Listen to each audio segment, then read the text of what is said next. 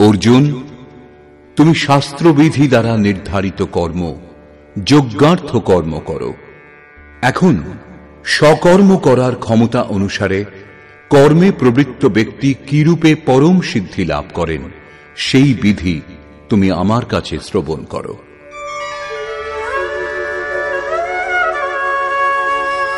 यतः प्रवृत्तिर्भूतानां येन सर्वमिदं ततं स्वकर्मणा तमभ्यर्च्य सिद्धिं विन्दति मानवः। যে পরমেশ্বর থেকে ভূতগণের উৎপত্তি, যিনি এই সমগ্র বিশ্বে ব্যাপ্ত আছেন, সেই পরমেশ্বরকে স্বকর্মণা মানুষ স্বভাবজাত কর্ম দ্বারা অর্চনা করে পরম সিদ্ধি লাভ করে। অতএব পরমাত্মার চিন্তন ও পরমাত্মারই সর্বাঙ্গীন অর্চনা ও ক্রমশ চিন্তন পথে চলা আবশ্যক। যেমন কোন নিম্ন শ্রেণীর ছাত্র যদি উচ্চ শ্রেণীতে পড়তে যায়, তাহলে সে তার নিজের শ্রেণীর যোগ্যতাও হারিয়ে ফেলবে, উচ্চ শ্রেণীর যোগ্যতা লাভ তো হবেই না। অতএব এই কর্মপথে ক্রমে ক্রমে এগিয়ে যেতে হবে। অষ্টাদশ অধ্যায়ের ৬ষ্ঠ শ্লোকে এই কথাই বলেছেন। এর উপরেই জোর দিয়ে পুনরায় বলছেন, যদি আপনি অল্পজ্ঞও হন, তবু সেই স্তর থেকেই শুরু করুন। সেই বিধি হল পরমাত্মার প্রতি সমর্পণ।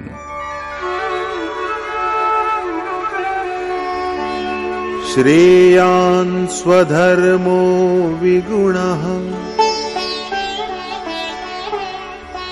পরধর্মাৎ স্বনুষ্ঠিতাৎ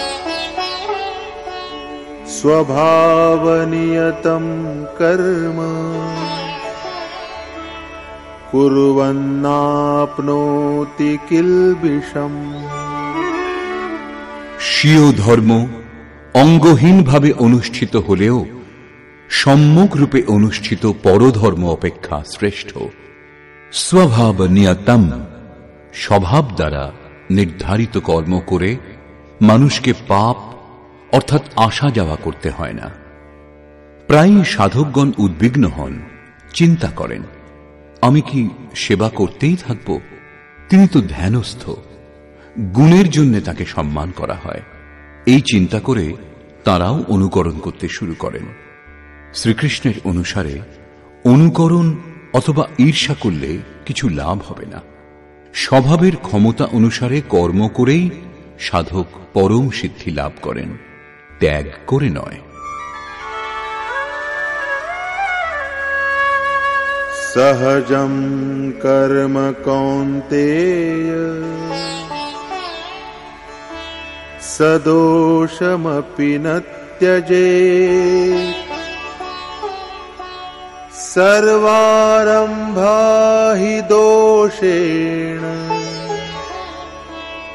ধূমেনাগ্নিরিবাবৃতাঃ। কৌন্তেয়, দোষযুক্ত অর্থাৎ অল্পজ্ঞ অবস্থাযুক্ত হলে দোষের বাহুল্য হওয়া স্বাভাবিক। এইরূপ দোষযুক্ত সহজম কর্ম, স্বভাবজাত সহজ কর্ম ত্যাগ করা উচিত নয়।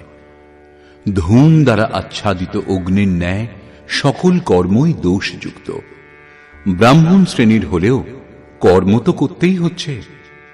যতক্ষণ স্থিতি লাভ না হয় ততক্ষণ দোষ বিদ্যমান, প্রকৃতির আবরণ বিদ্যমান।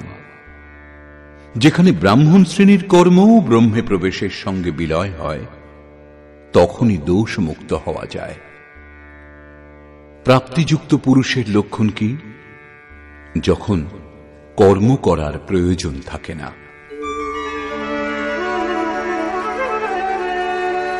আসক্ত বুদ্ধি সর্বত্র জিতাত্মা বিগত স্পৃহঃ নৈষ্কর্ম্য সিদ্ধ सिद्धिं परमाम् सन्न्यासेनाधिगच्छति।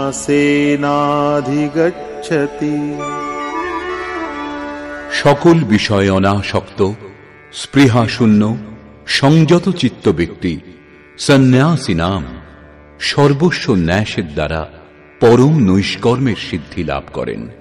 এখানে সন্ন্যাস ও পরম নৈষ্কর্ম সিদ্ধি একই পর্যায়ভুক্ত। সাংখ্যযোগীও সেই অবস্থা লাভ করেন যে অবস্থা নিষ্কাম কর্মযোগী লাভ করেন। উভয় মার্গেই সমান উপলব্ধি করেন। এখন পরম নৈষ্কর্ম সিদ্ধিপ্রাপ্ত পুরুষ কিভাবে ব্রহ্ম লাভ করেন সংক্ষেপে তার বর্ণনা করছেন। सिद्धिं प्राप्तो यथा ब्रह्म तथाप्नोति निबोध मे। समासेनैव कौन्तेय निष्ठा ज्ञानस्य या परा। কৌন্তেয়, এইরূপ সিদ্ধিপ্রাপ্ত ব্যক্তির জ্ঞান ও নিষ্ঠা ক্রমে ব্রহ্মজ্ঞানের পরম নিষ্ঠা বা পরিসমাপ্তিরূপ ব্রহ্মপ্রাপ্তি হয়। জ্ঞান নিষ্ঠার সেই প্রাপ্তিক্রম সংক্ষেপে আমার কাছে শ্রবণ করো। পরের শ্লোকে সেই বিধি সম্বন্ধে বলছেন।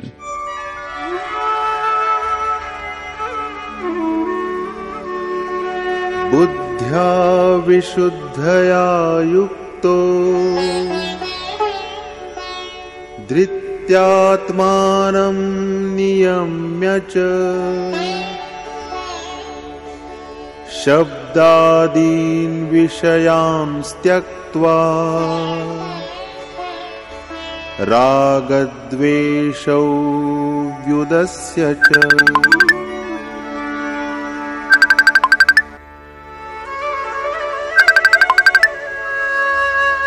विविक्त सेवी लघ्वाशी यत वाक्काय मानसः ध्यान योग परो नित्यम् वैराग्यं समुपाश्रितः। অর্জুন, বিশেষ রূপে শুদ্ধ বুদ্ধি যুক্ত হয়ে নির্জন ও পবিত্র স্থানে অবস্থান করে পরিমিত আহার করে বাক্য, শরীর ও মন সংযত করে দৃঢ় বৈরাগ্য অবলম্বন করে নিরন্তর ধ্যাননিষ্ঠ এবং যোগপরায়ণ হয়ে অন্তঃকরণ বশীভূত করে শব্দাদি বিষয় পরিত্যাগপূর্বক আসক্তি ও দেশ বর্জন করে এবং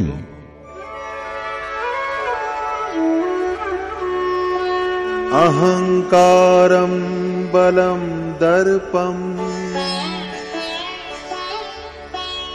कामं क्रोधं परिग्रहं विमुच्य निर्ममः शान्तो ब्रह्म भूयाय कल्पते।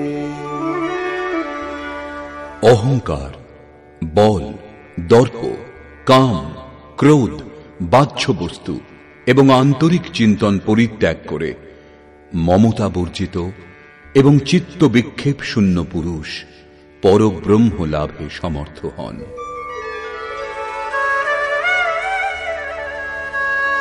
ब्रह्मभूतः प्रसन्नात्मा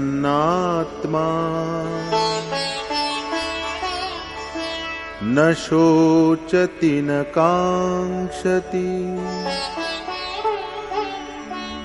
समः सर्वेषु भूतेषु मद्भक्तिं लभते पराम्। এইরূপ ব্রহ্মে একীভূত হয়ে সেই প্রসন্ন চিত্ত পুরুষ কোনো বিষয়ে শোক করেন না এবং কিছুই আকাঙ্ক্ষাও করেন না।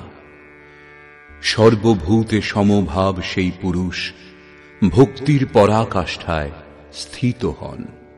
ভক্তি এখানে পরিণাম স্বরূপ, যা ব্রহ্মে স্থিতি প্রদান করে।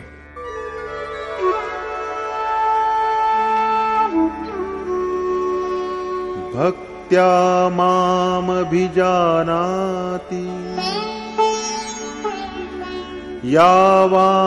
यावान्यश्चास्मि तत्त्वतः ततो मां तत्त्वतो ज्ञात्वा विशते तदनन्तरम्। সেই পরাভক্তি দ্বারা তিনি আমাকে তত্ত্বত জানেন। সেই তত্ত্ব কি? আমি যে ও যেরূপ প্রভাবযুক্ত, অজর, অমর, শাশ্বত, যে অলৌকিক গুণধর্মযুক্ত, আমার এই তত্ত্ব অবগত হয়ে তিনি আমাতে প্রবেশ করেন। প্রাপ্তিকালে ভগবানের দর্শন করেন এবং প্রাপ্তির ঠিক পরেই তিনি আত্মস্বরূপকে সেই ঈশ্বরীয় গুণধর্মের সঙ্গে সংযুক্ত দেখেন, যে আত্মাই অজর, অমর, শাশ্বত, অব্যক্ত ও সনাতন।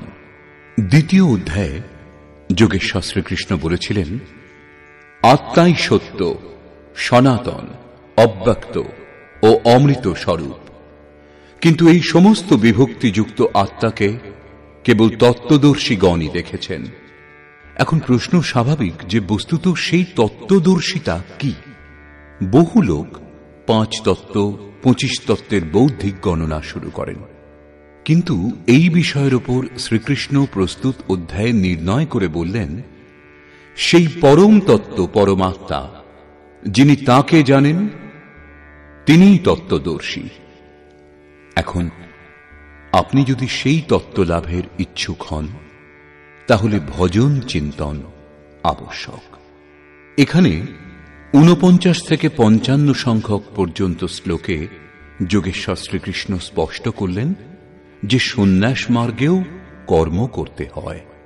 তিনি বললেন, সন্ন্যাসেন, সন্ন্যাস দ্বারা অর্থাৎ জ্ঞান যোগের দ্বারা কর্ম করতে করতে ইচ্ছা শূন্য, আসক্তি শূন্য এবং সংযত চিত্ত পুরুষ যেভাবে নৈষ্কর্মের পরম সিদ্ধি লাভ করেন, তা সংক্ষেপে বলব।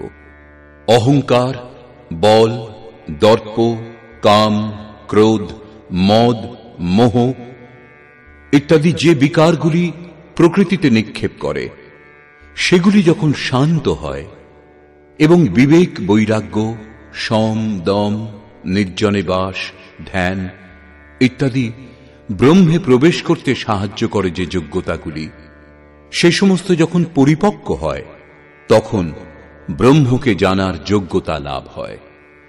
সেই যোগ্যতার নাম পরাভক্তি। এই যোগ্যতার দ্বারাই তত্ত্বকে জানা যায়। তত্ত্ব কি? আমাকে জানা। ভগবান যে যে বিভূতিযুক্ত, যিনি ভগবানকে তাঁর বিভূতি সহ জানেন, তিনি আমাতে স্থিত হন।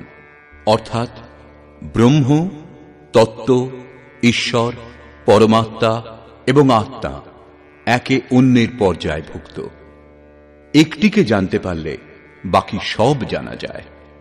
এই হল পরম সিদ্ধি, পরম গতি এবং পরম ধাম। অতএব গীতা শাস্ত্রের দৃঢ় নির্ণয় এই যে সন্ন্যাস ও নিষ্কাম কর্মযোগ দুটি পরিস্থিতিতেই পরম নৈষ্কর্ম সিদ্ধি লাভ করার জন্য নিয়ত কর্ম অর্থাৎ চিন্তন অনিবার্য। এ পর্যন্ত যোগেশ্বর শ্রীকৃষ্ণ সন্ন্যাসীর জন্য ভজন চিন্তন করবার উপর জোর দিয়েছেন। এখন সমর্পণ বলে সেই বার্তাকে নিষ্কাম কর্মযোগীর জন্যও বলছেন।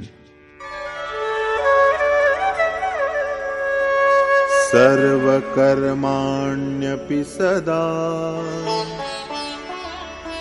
कुर्वाणो मद्व्यपाश्रयः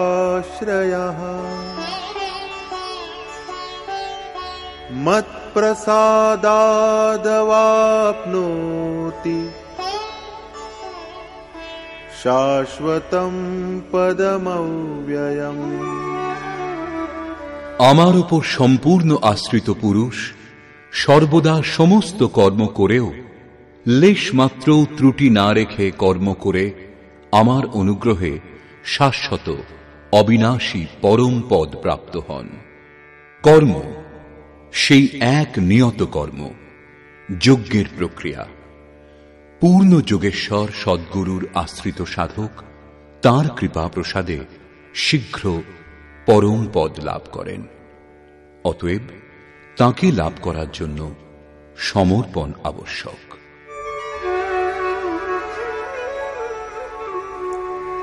चेतसा सर्वकर्माणि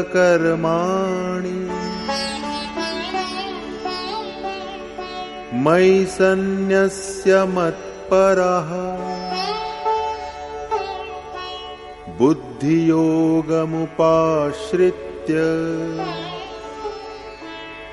मच्चित्तः सततं भव।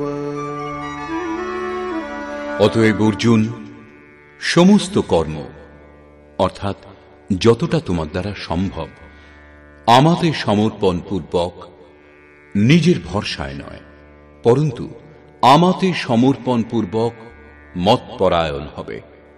অর্থাৎ বুদ্ধিযোগ অবলম্বন পূর্বক সর্বদা আমাতে চিত্ত সমাহিত করো। যোগ একটাই, যা সর্বপ্রকারে দুঃখের বিনাশ করে এবং পরম তত্ত্ব পরমাত্মাতে প্রবেশ প্রদান করে। এর ক্রিয়া একটাই, যজ্ঞের প্রক্রিয়া, যা মন ও সকল ইন্দ্রিয়ের সংযম, নিঃশ্বাস প্রশ্বাস এবং ধ্যান ইত্যাদির উপর নির্ভর করে, যার পরিণামও এক, ইয়ান্তি ব্রহ্ম সনাতনম। এই প্রসঙ্গেই আরো বলেছেন,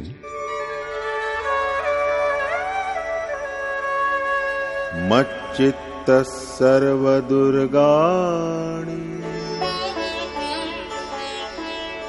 मत्प्रसादात् तरिष्यसि अथ चेत्त्वमहङ्कारान्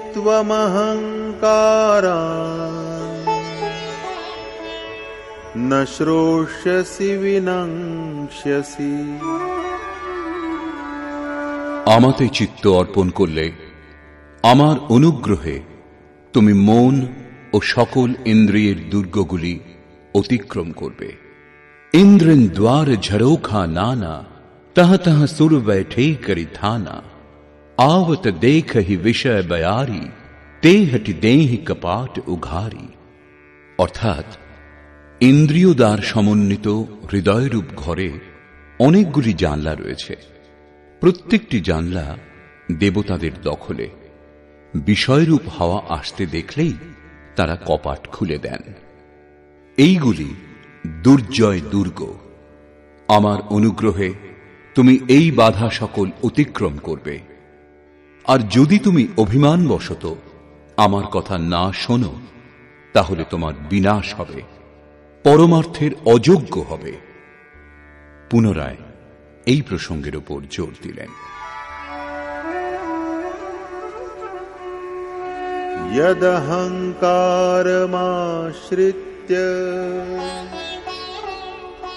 न योत्स्य इति मन्यसे मिथ्यैष व्यवसायस्ते प्रकृतिस्त्वां नियोक्ष्यति। অহংকারকে আশ্রয় করে যুদ্ধ করব না, এই রূপ যা চিন্তা করছ, তোমার এই ধারণা ভ্রান্ত। কারণ তোমার ক্ষত্রিয় স্বভাবই তোমাকে যুদ্ধে নিযুক্ত করবে। स्वभावजेन कौन्तेय निबद्धस्वेन कर्मणा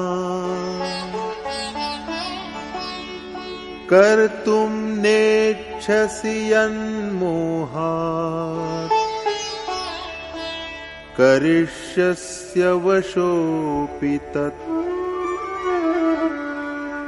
কৌন্তেয়, অজ্ঞানতাবশত তুমি যে কর্ম করতে চাইছ না, স্বভাবজাত স্বীয়